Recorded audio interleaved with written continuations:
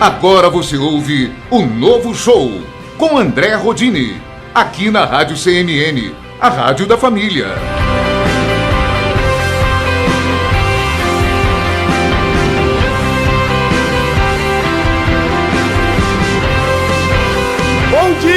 Bom dia para você que acordou hoje, está disposto a começar esse dia com alegria, esse dia de carnaval. Sábado de carnaval e tá todo mundo aí rebolando, lembrando do tempo antigo, que ia todo mundo pro clube da cidade, jogava lança-perfume nos outros, era uma beleza. Serpentina, confete, alegria. Será que isso ainda tem hoje? Não sei, parece que tá todo mundo levando uma vida diferente. Carnaval, semana passada aí, teve duas festas grandes. Uma no comercial, que foi o bloco Califórnia, né? Aí veio a Gretchen, conga, tal. A molecada gosta disso aí. E aí depois teve o Carnaguei também, fecharam lá a praça, todo mundo pra dentro, aquela folia, a molecada também gosta disso aí. Mas não tá diferente de como que era antigamente? Antigamente era tudo dentro do salão. Eu lembro que a gente ia pra Recreativa, pro Regatas, pro Ipanema, por palestra, e aí a gente rodava no salão para um lado, né, ia dançando a marchinha, rodando para um lado, ficava todo mundo rodando ali, assim. E aí jogava confete, né, era uma alegria, mudou um pouco, né, mudou, e tudo vai mudando na vida, mas eu acho que a gente não pode perder é a capacidade de comemorar momentos alegres, comemorar datas típicas, né, seja carnaval, festa junina. Muitas vezes a gente perdeu já a verdadeira razão das coisas, né? Razão da festa junina, né? Em vez da gente homenagear o santo, a gente homenageia a nossa barriga, vai comer, vai beber. Mas tudo é alegria e a vida é assim, a gente precisa ter alegria no coração, tá? Eu tô andando bastante, assim, todo dia eu trago aqui comigo esse livrinho aqui, ó. Minutos de Sabedoria. Aí eu dou uma olhadinha, eu abro uma página qualquer aqui, eu vou abrir uma página e vou ler um minuto de sabedoria para vocês, ó. Evite o luxo supérfluo. Tudo que sobrecarrega o ambiente atrapalha a vida. Seja sóbrio e natural. O artificialismo distorce e causa fadigas inúteis. A sobriedade repousa o espírito e o corpo. Seja sóbrio e natural em tudo, desde a sua pessoa até o mobiliário da sua casa. Quem pouco tem, pouco procura mostrar mais do que possui. Então, nesse carnaval, vamos manter uma certa sobriedade, né? Não só no carnaval, mas em todos os dias da nossa vida, porque às vezes quando a gente se excede, eu mesmo me excedo muito, falo alto, talherada, faço gesto, aquelas coisas e tal. E às vezes a gente precisa controlar um pouco disso, né? Porque às vezes a gente começa a achar que a gente é mais do que a gente realmente é. Serve pra mim, serve pra você, serve pra todo mundo. Então, muitas pessoas pegam agora esse período de carnaval e vão fazer retiro espiritual, né? É uma opção também, muita gente faz isso, a gente pode tirar esses dias de folga, que talvez muitas pessoas não tenham que trabalhar, e pode tirar esse período para refletir sobre as reais necessidades que nós temos na nossa vida, que basicamente deveriam se resumir em pensar o que a gente está fazendo nesse planeta, né? Por exemplo, a quantidade de bebida alcoólica que a gente toma, às vezes a gente exagera um pouquinho, às vezes a gente exagera muito. E quando a gente exagera, tudo que a gente exagera é ruim. Tudo que a gente exagera é ruim demais. A gente devia estar pensando como cuidar mais da nossa sobriedade. E ser sóbrio não é apenas não beber bebida alcoólica, né? Ser sóbrio é ser comedido nas palavras. Às vezes a gente tem que ouvir mais do que a gente fala. Eu mesmo tenho esse terrível hábito de falar demais. Às vezes eu falo, porque eu fico bravo, né? Eu tenho esse meu jeito mais estourado, assim. E às vezes essas coisas acabam prejudicando, não a gente, mas a outra pessoa que ouve, porque ninguém merece ficar ouvindo uma voz alta o tempo todo. Às vezes a gente acha que a gente está agradando e não está. Então, A gente tem que ficar vigilante. Mas com a gente mesmo, com as coisas que saem da boca da gente, a forma como a gente fala as coisas, às vezes a gente, num momento de ira, a gente fala coisa que não deve. E aí depois que machucou a pessoa, que machucou quem ouviu, dá um trabalhão voltar para trás e ter que arrumar as coisas. Então, vamos tocar para frente. Você sabe que nós estamos agora em fevereiro. E no dia 10 de fevereiro foi data de falecimento de uma grande figura nacional. Aqui em Ribeirão tem 2 próprios públicos que homenageiam essa pessoa de quem eu vou falar agora.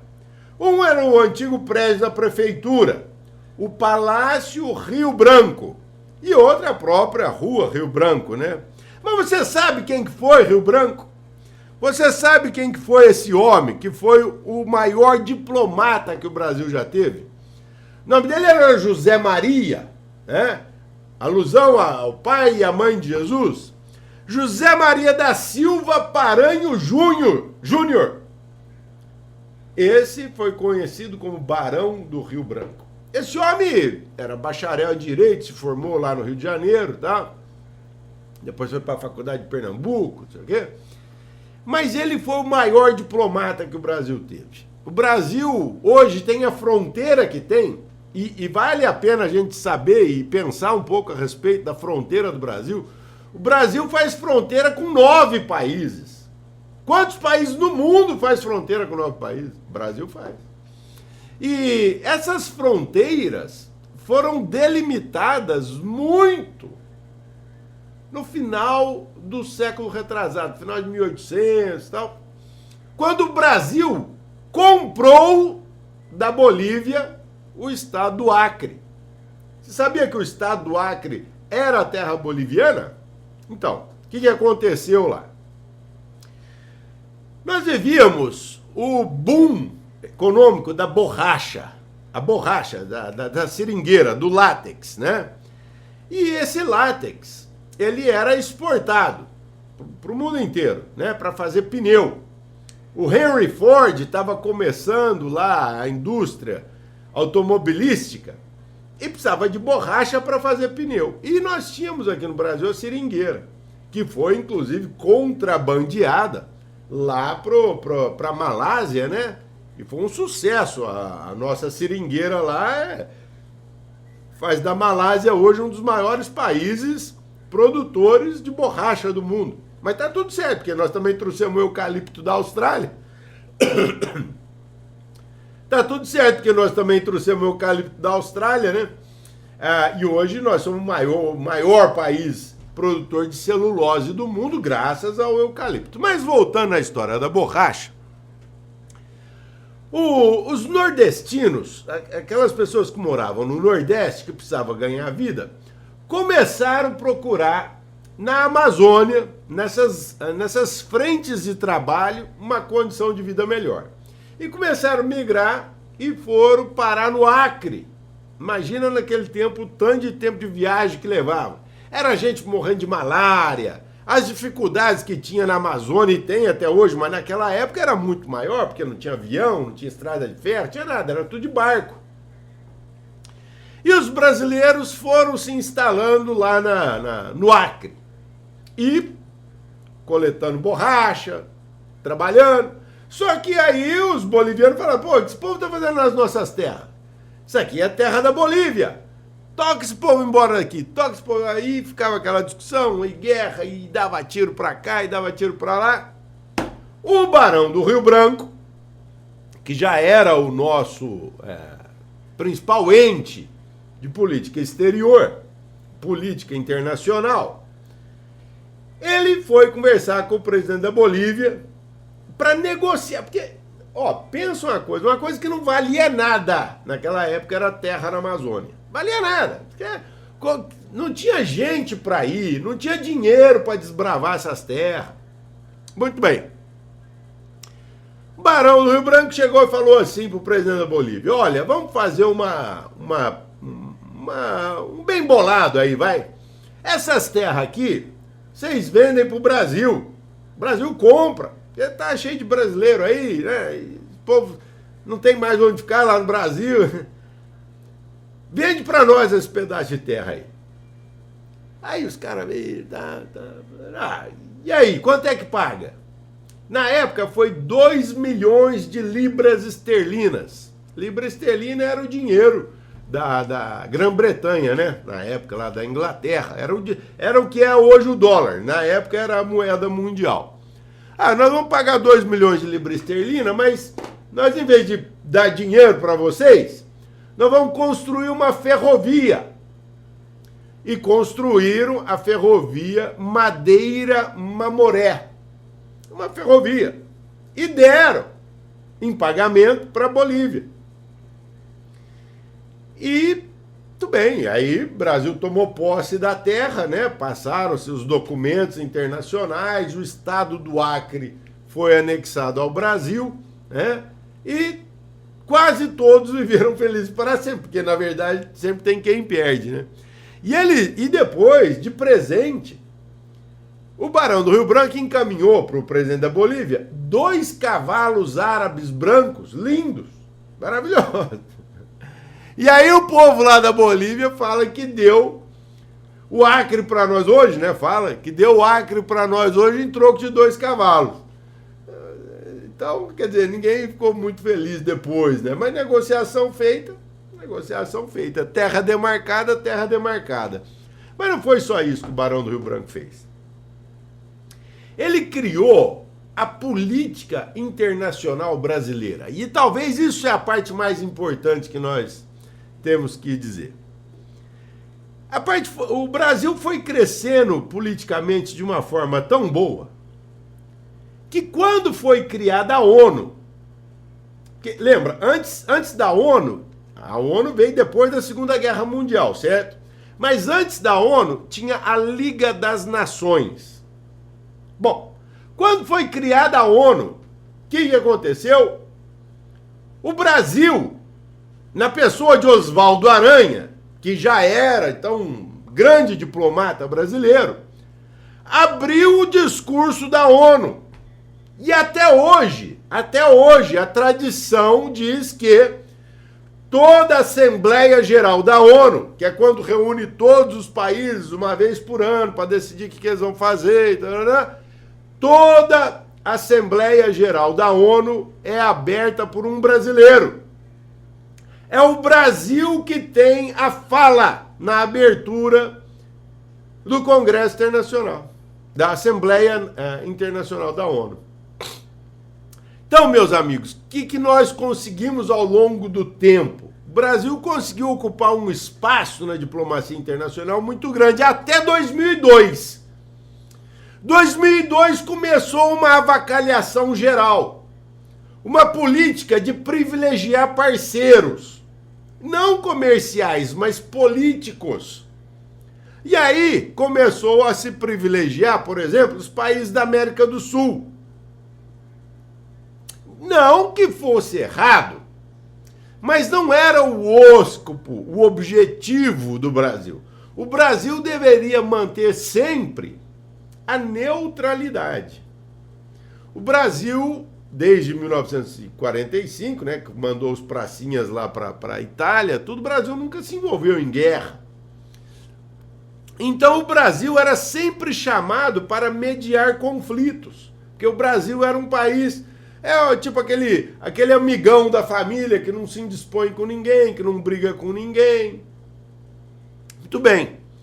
Quando o Brasil começou a fazer como é que diz? Essa política de privilegiar o Sul, e isso foi uma escolha do governo do PT, o primeiro governo do PT, a escolha era privilegiar país pobre. País que não tinha quase nada para acrescentar ao Brasil, como se o Brasil fosse uma potência mundial que pudesse bancar esses países. E aí começou com o dinheiro do BNDES, o dinheiro seu, o dinheiro meu, o dinheiro do povo brasileiro, a mandar dinheiro para Cuba, que não tinha como pagar isso aí. Cuba não produz nada mais. Começou a mandar dinheiro para Venezuela, quebrada, já com aquele Hugo Chávez na época que já morreu, que era o presidente lá, o militar, presidente que tomou conta e acabou. Acabou não, né? Ele quebrou as pernas da Venezuela. Quem acabou de acabar com a Venezuela foi esse presidente atual. Mas esse presidente atual que nem podia entrar no Brasil porque ele é procurado internacionalmente por tráfico de drogas, porque ele é chefe de um cartel de drogas. O presidente da Venezuela, o atual, o Maduro. Sim, esse homem é envolvido com tráfico de drogas. Se ele pisar fora da Venezuela, os Estados Unidos prende ele. Vocês sabiam disso? Porque ele é um narcotraficante. Como são as Farc, na Colômbia, que apoiam o governo atual. As Farc, as Forças Armadas Revolucionárias da Colômbia, apoiam o governo atual aqui do Brasil. Vai vendo o tipo, vai vendo os amigos que o Brasil foi procurando. E isso foi fazendo com que a política internacional brasileira fosse ficando cada vez menos valorizada. Uma das últimas tentativas que o Brasil teve, foi proposto para o Brasil, mas depois escantearam o Brasil. Não sei se vocês vão lembrar, o problema da desnuclearização do Irã. O Irã, aquele país da Pérsia, que eu fui conhecer, que é um país lindo. O Irã é maravilhoso, o povo iraniano é bom, maravilhoso. Mas a mídia vende como se todo iraniano fosse um homem-bomba, né? De todo jeito, o que estava acontecendo? Lá no Irã, estavam começando a desenvolver o programa nuclear. E os Estados Unidos e Israel, que são contra esse país, então decidiram que não poderia e bloquearam as contas do Irã, causando o primeiro grande embargo. Primeiro não, um grande embargo comercial ao Irã. E o Irã não podia mais comercializar com ninguém. Então o que aconteceu? Chamaram o Brasil para mediar o conflito. No fim, nós tínhamos lá esqueci o nome dele, eu acho que era o Garcia, não sei o que, Garcia, que era o ministro das Relações Exteriores, um socialista, que já tinha uma vontade de ser pró-Irã. E quando você vai mediar um dos lados, você não pode ser nem de um lado nem de outro, você tem que ser neutro. E o Brasil perdeu essa neutralidade. Quando o Brasil perdeu essa neutralidade, os caras começaram a ver que o Brasil não servia para mais nada. Uma das últimas aventuras que o Brasil fez foi ir para o Haiti, após o terremoto que acabou com o Haiti. Veio então uma oportunidade para o Brasil levar umas forças de pacificação lá para o Haiti. E aí levaram parte do exército brasileiro, muitos brasileiros foram lá para o Haiti e tudo, e criou uma amizade para o Haiti, com o Haiti, que favoreceu a migração ou imigração desse povo tão sofrido depois do terremoto aqui para o Brasil. Então o Brasil acabou ficando um país pequeno na diplomacia. O Brasil, que poderia ser um gigante, acabou sendo pequeno, porque o próprio Brasil não se valoriza.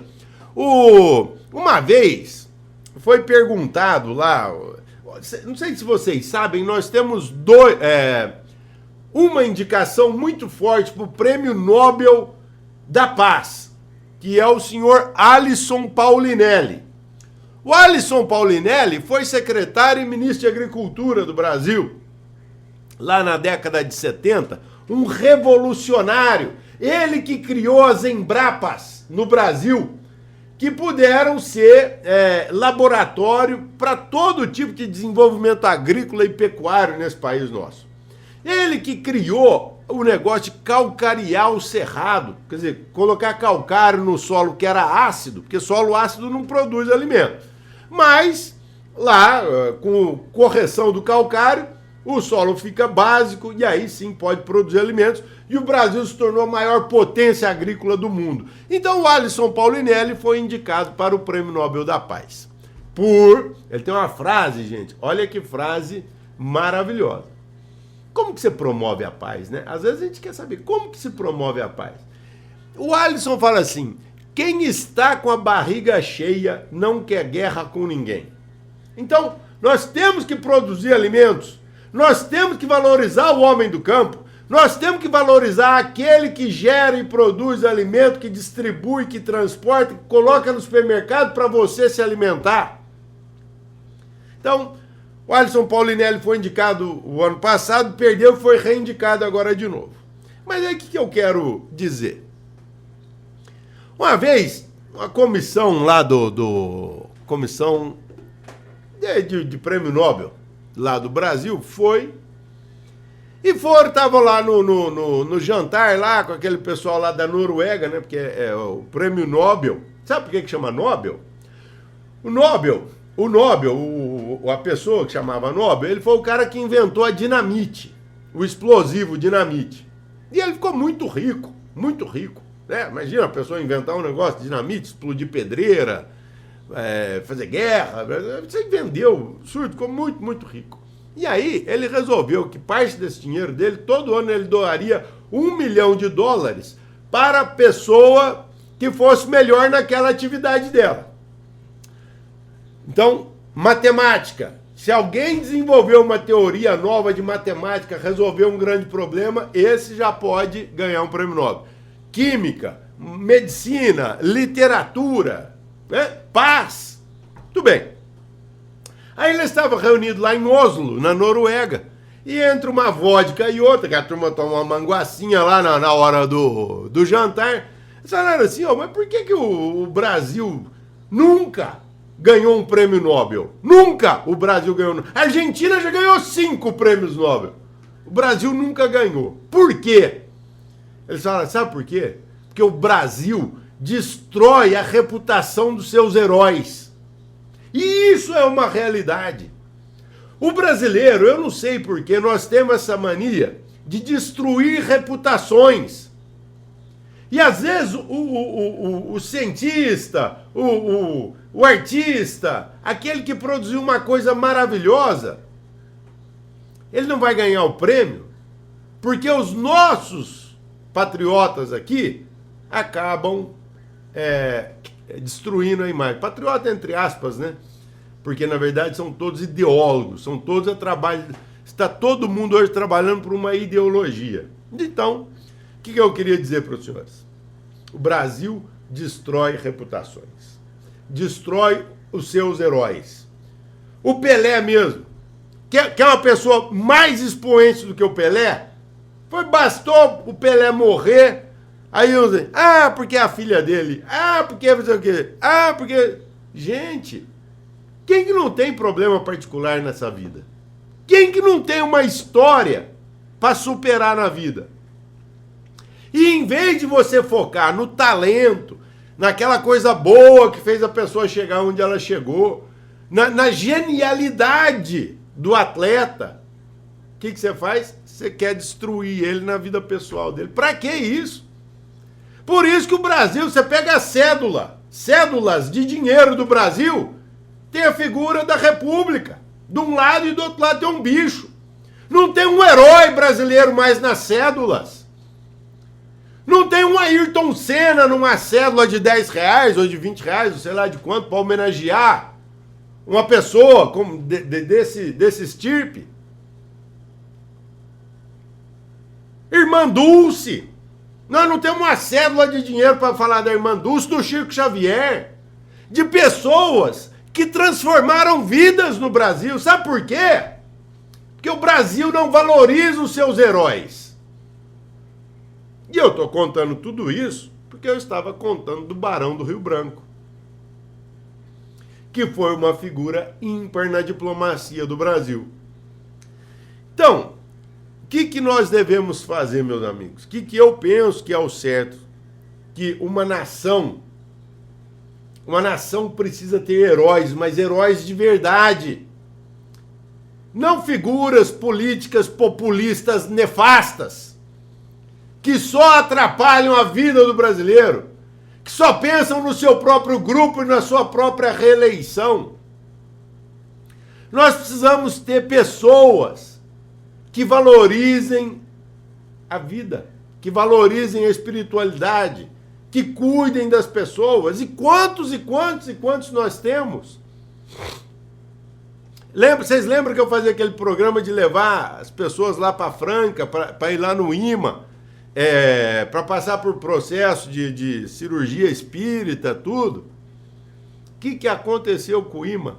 O IMA quase acabou. Vários motivos, né? Foi a pandemia do coronavírus, depois foi um incêndio, que uma pessoa pôs fogo lá por maldade, colocou fogo nos livros lá do João Berbel, que ele vendia aqueles livros lá para poder dar manutenção lá na obra dele. Então, essas pessoas que estão transformando vidas, seja o João Berbel lá em Franca, seja as obras da Irmã Dulce lá na Bahia, Divaldo Franco com a Mansão do Caminho. Quantas e quantas histórias, se eu pegar aqui para contar para vocês. Vamos lembrar do Dr. Luiz Gaetani, que montou a Casa do Vovô aqui em Ribeirão Preto, que hoje acolhe 85 vovôs. A obra continua. Mas foi uma pessoa que se dedicou a fazer isso. Lá em Franca mesmo, o Dr. Alonso, o médico que foi prefeito, morreu pobre, coitado, de tanto que ele trabalhava para os outros, de graça. Então são exemplos e exemplos que nós podemos dar o tempo todo de pessoas que são heróis, verdadeiros heróis. Aqui em Ribeirão Preto, o pessoal lá do Anjos da Cidade, que distribui alimentos na rua para as pessoas mais carentes. Quanto sofrimento esse povo está aliviando. Então, ao invés de nós criticarmos quem está fazendo a obra boa, nós deveríamos, se não pudermos ajudar na obra, devemos silenciar nossa boca. Porque ou a gente usa a nossa boca para construir, para clamar pela justiça, para elogiar as pessoas, ou a gente fica quieto. Tendo dito isso, vou para um breve intervalo. Você fica agora com o nosso patrocinador e eu volto em um minutinho. Na Balão Madeiras você encontra formas para concreto, tábuas, fechaduras e portas e todo tipo de vigamento. Na Balão Revestimentos temos divisórias, forros, paviflex, piso laminado.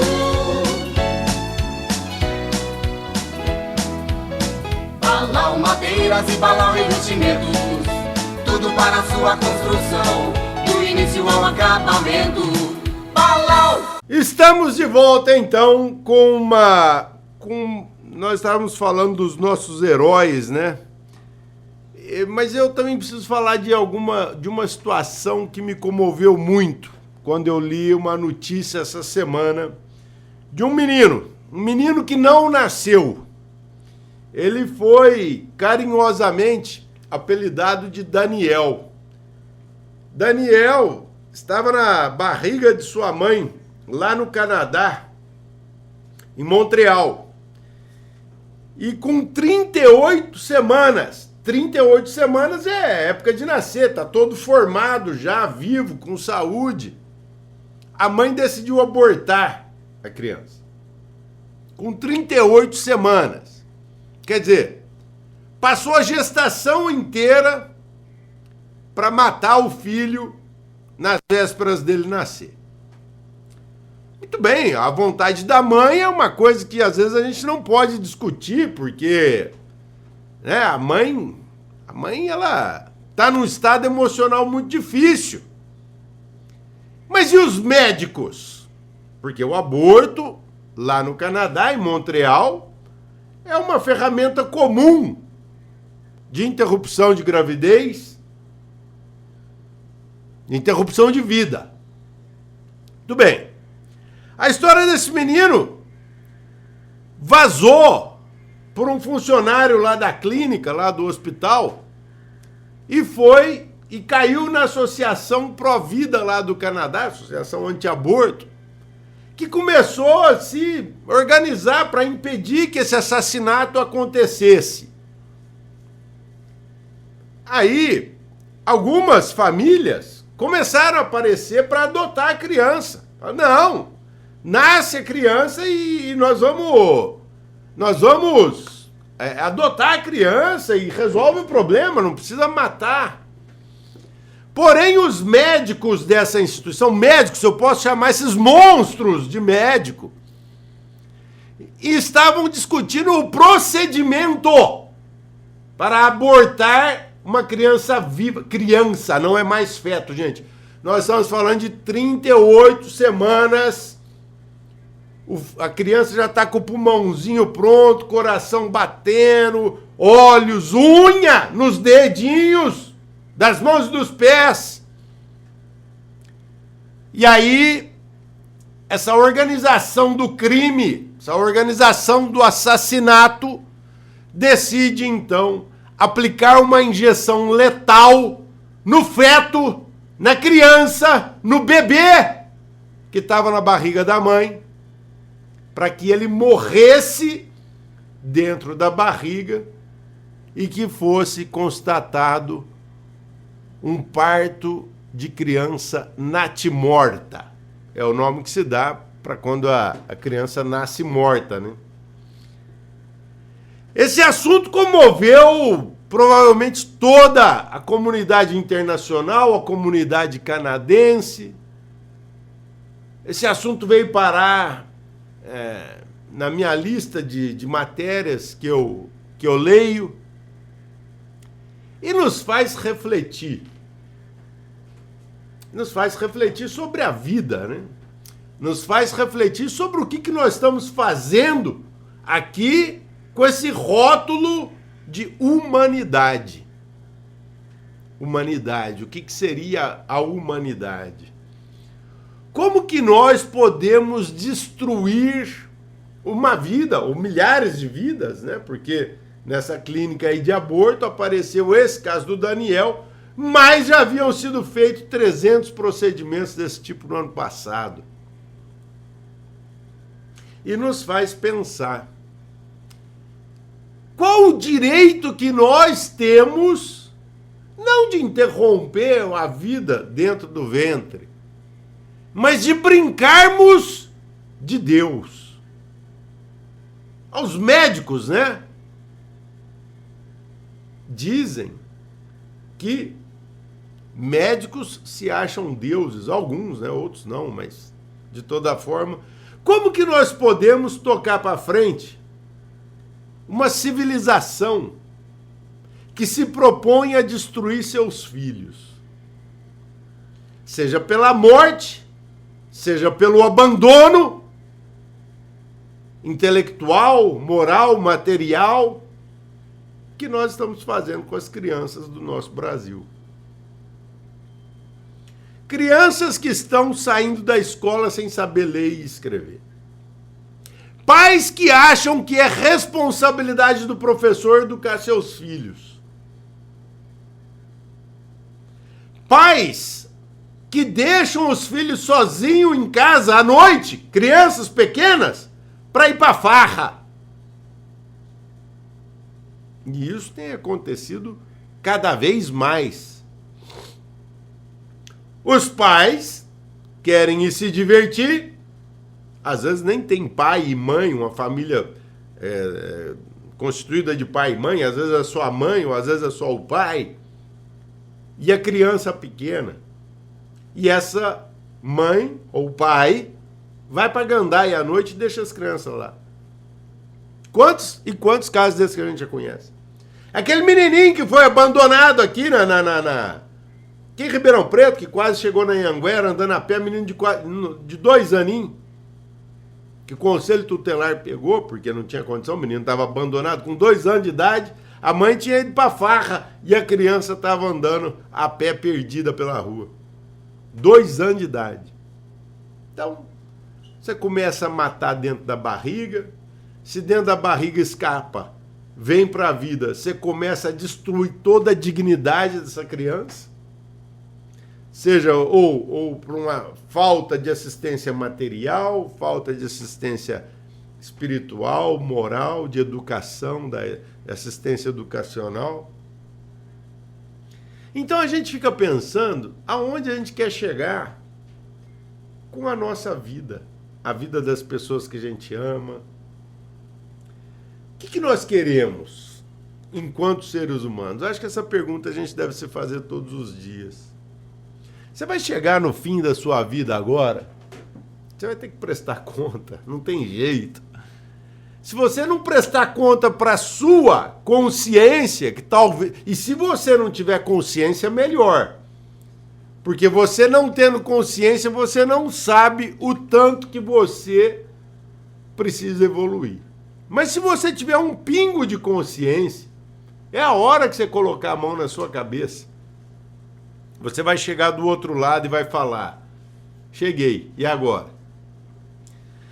Bom, meus amigos, minhas amigas, eu contei o caso desse Daniel, desse menininho que foi assassinado antes de nascer, antes de vir para esse mundo, para a gente pensar se nós não estamos assassinando as nossas crianças nascidas.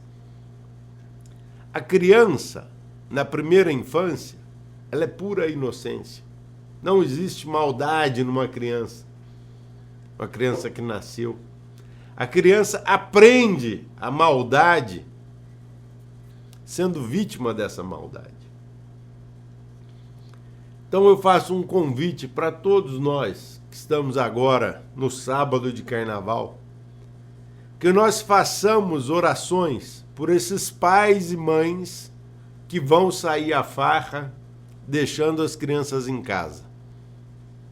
Sabe-se lá sob proteção de quem? De qual espiritualidade que vai estar ali cuidando dessas crianças. Vamos pedir para que Deus proteja essas crianças, mas principalmente que Deus ilumine a cabeça desses pais e mães que estão indo para a farra. Eu sei que todos têm direito à diversão, mas a diversão ela não pode ser egoísta. Você pode se divertir com seu filho, com sua filha, de uma forma saudável. Se você não tiver um companheiro, uma companheira para dividir o ônus da maternidade, é porque esse ônus é todo seu. Você se propôs a isso antes de nascer.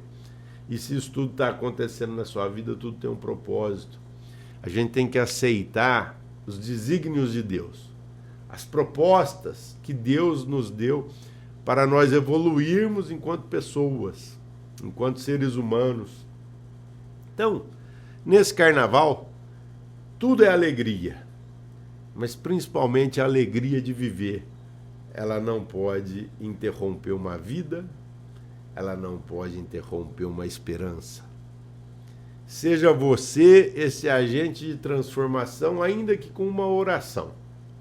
Se é o que você tem para dar para a humanidade, que é o que a gente acredita, a nossa humanidade ela precisa ser cuidada, amada, valorizada. E eu tenho certeza que você e eu podemos fazer isso. Cada um da sua forma, com amor no coração, com Deus no coração, nós podemos ser muito felizes. Carnaval é uma época muito difícil espiritualmente falando. Aqueles que vão para a rua, os encarnados, né, os vivos, que vão para a rua, estão expostos a todos os tipos de espíritos desencarnados.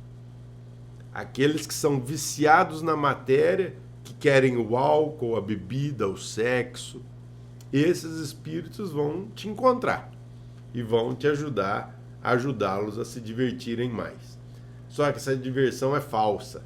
Essa é uma diversão que, na verdade, vai cavar mais contas espirituais para você pagar. Então tome cuidado. Se você está pensando em ir para a farra esse ano, nesse carnaval, cuidado. Se você não puder evitar de ir e de se divertir da forma que você acha que é a correta, peça a proteção do seu guia antes de sair de casa. Seu guia, seu anjo da guarda, aquele espírito que anda com você desde que você nasceu, que te protege, cuida de você, para que nenhum mal maior aconteça e que você seja apenas um motivo de alegria para você, para sua família e para todos que cercam. Que a alegria, ela é necessária. A felicidade, ela vem dos pequenos momentos de alegria que todos nós temos para viver, para nos divertir. Certo? Jesus sempre quis ver seus filhos, seus discípulos, seus amigos felizes. E é isso que nós buscamos. Só que a felicidade, ela não pode ser disfarçada nem travestida de vícios. Nós temos que controlar os nossos vícios. Nós temos que refletir aonde nós podemos evoluir. Porque o nosso vício, seja ele o tabaco, o álcool, o sexo, a jogatina, enfim, ele tem que ser controlado e ele só pode ser controlado por nós mesmos. Ninguém pode fazer isso por nós. Beleza? Desejo a todos um ótimo carnaval e fiquem agora com a marchinha. É uma marchinha de carnaval para alegrar o seu tempo e você lembrar da época que a gente ia para o salão, dançar com o dedinho para cima e cantar lelê. Beleza? Fiquem com Deus, um ótimo carnaval para vocês, muita alegria e nos vemos a semana que vem aqui, nesse mesmo horário, na Rádio CMN, a Rádio da Família. E você que quer me acompanhar pela minha rede social, eu estou no Instagram com @André Rodini. Esse @André Rodini serve para toda a minha rede social. Por enquanto, só existe um André Rodini aqui. Tá certo? Forte abraço a todos, divirtam-se com juízo e que Deus nos proteja a todos. Fui!